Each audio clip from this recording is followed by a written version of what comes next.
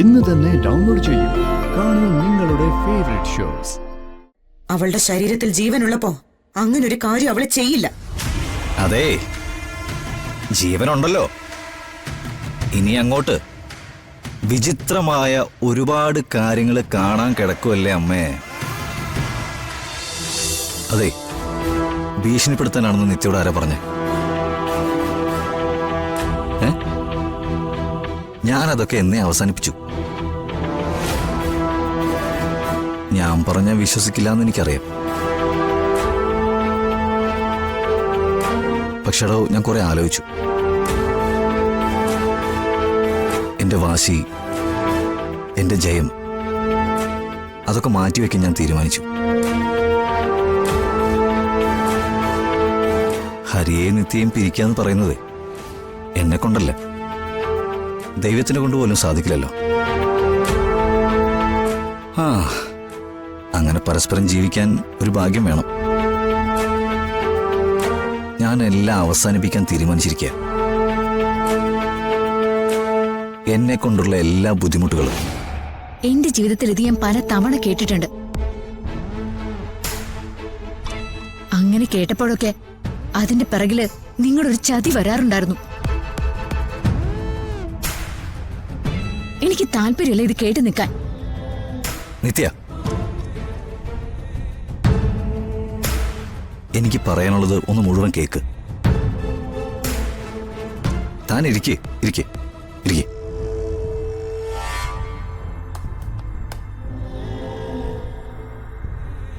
ഞാൻ CIയെ വിളിച്ച് സംസാരിച്ചിരുന്നു.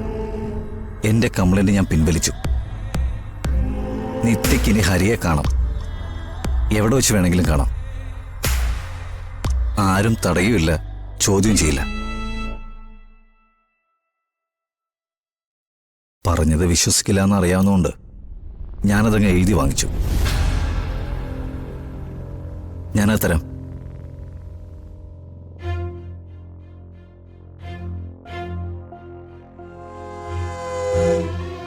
ഇത് വായിച്ചു കഴിയുമ്പോൾ നിത്യയ്ക്ക് ബോധ്യപ്പെടും.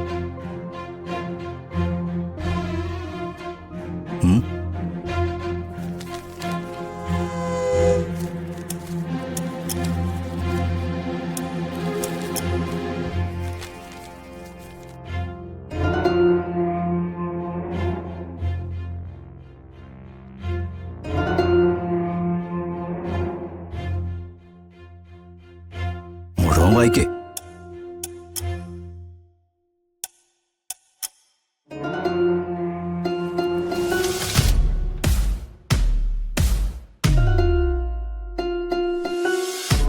ഇനി ഇതാണ് നിത്യയുടെ ജീവിതത്തിന്റെ അടിസ്ഥാനം.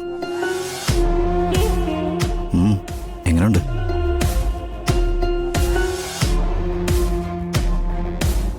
ഇനി തർക്കിക്കില്ലല്ലോ? നമ്മൾ തമ്മിൽ പ്രശ്നമൊന്നുമില്ലല്ലോ. നിത്യക്ക് ഇഷ്ടമുള്ള പോലെ ജീവിക്കാലോ. ഓക്കെ അല്ലേ നിത്യ?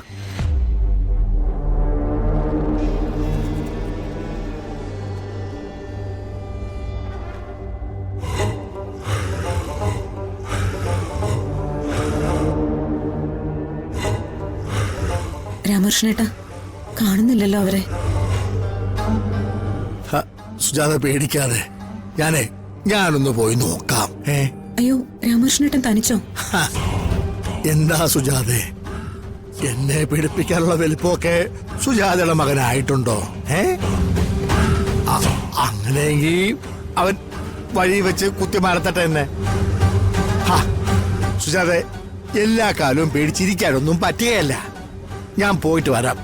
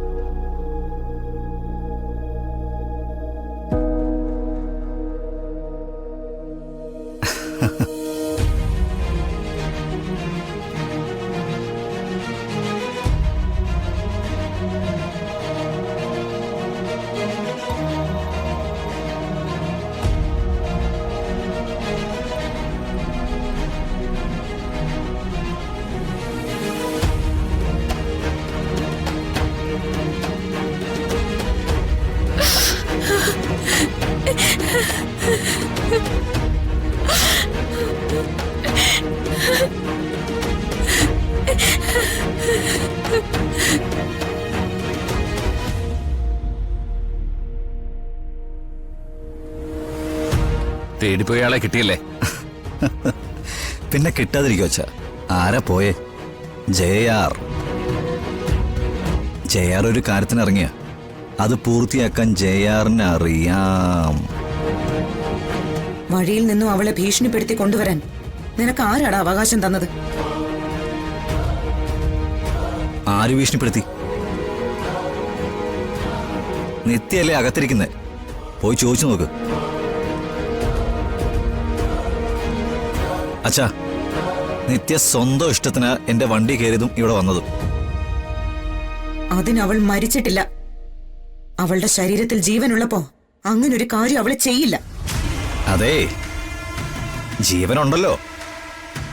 ഇനി അങ്ങോട്ട് വിചിത്രമായ ഒരുപാട് കാര്യങ്ങൾ കാണാൻ കിടക്കുമല്ലേ അമ്മേ. നിത്യോട് പോയി ചോദിച്ചു നോക്കൂ. എന്നിട്ട് പരിഹാരം എന്ത് വേണമെങ്കിലും ഞാൻ ചെയ്യാം.